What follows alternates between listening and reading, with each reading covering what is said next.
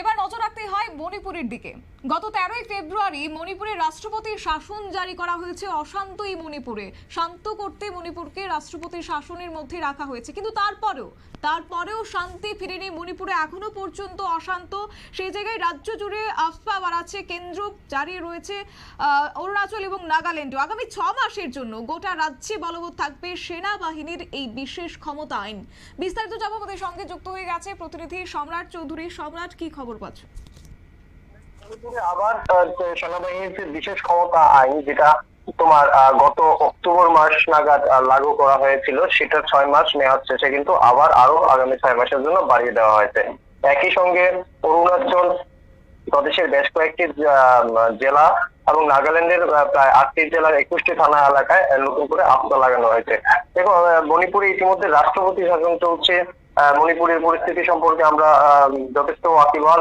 প্রায় 2 বছরের সময় হয়ে আছে। 2023-এর মে মাস থেকে এই গৃহ অশান্তি চলছিল।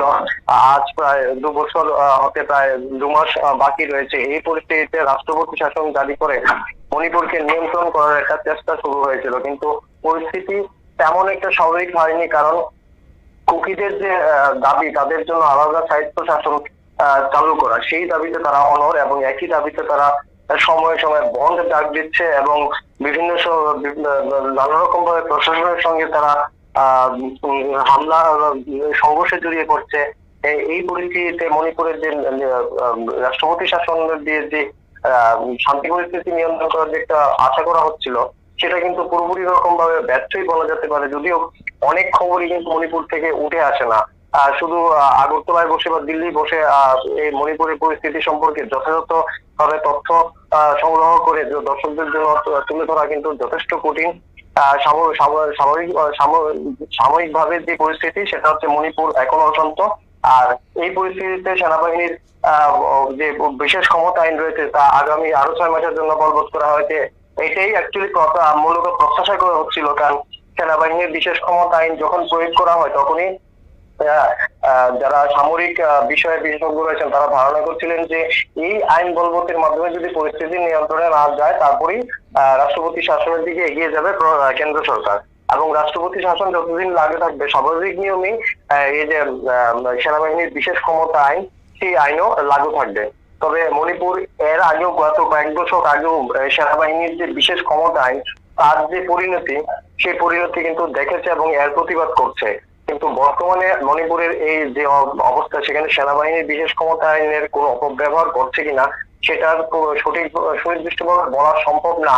কারণ সেই রাজ্যে কিন্তু যোগাযোগ ব্যবস্থা পুরোপুরি বন্ধ, ইন্টারনেট বন্ধ, সমস্ত রকম যে বৈদ্যুতিক যোগাযোগ ব্যবস্থা সবটাই বন্ধ করে রাখা হয়েছে। এরকম পরিস্থিতিতে মণিপুরে আরো 6 মাসের জন্য কিন্তু সেনাবাহিনী বিশেষ ক্ষমতা আইন পেয়েছে। এই বিশেষ ক্ষমতা আইনের মাধ্যমে যদি সেনাবাহিনী মণিপুরের পরিস্থিতি নিয়ন্ত্রণ করতে না পারে, তাতে কিন্তু সেনাবাহিনীর বিরুদ্ধে কিন্তু আগামী দিনে প্রশ্ন ওঠাটা স্বাভাবিক। ধন্যবাদ।